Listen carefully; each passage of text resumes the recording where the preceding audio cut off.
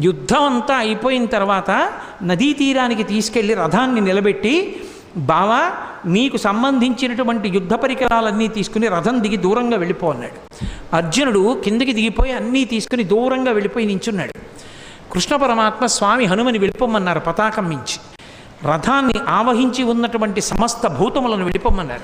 వెళ్ళిపోమ్మని కృష్ణ పరమాత్మ రథంలోంచి కిందకి దూకారంతే రథం భగ్గున కాలిపోయింది.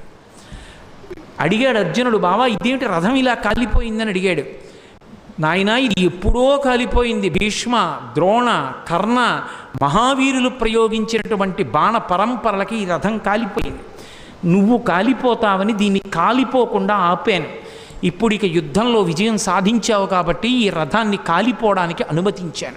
కాబట్టి బావా రథం కాలిపోయింది అన్నాడు.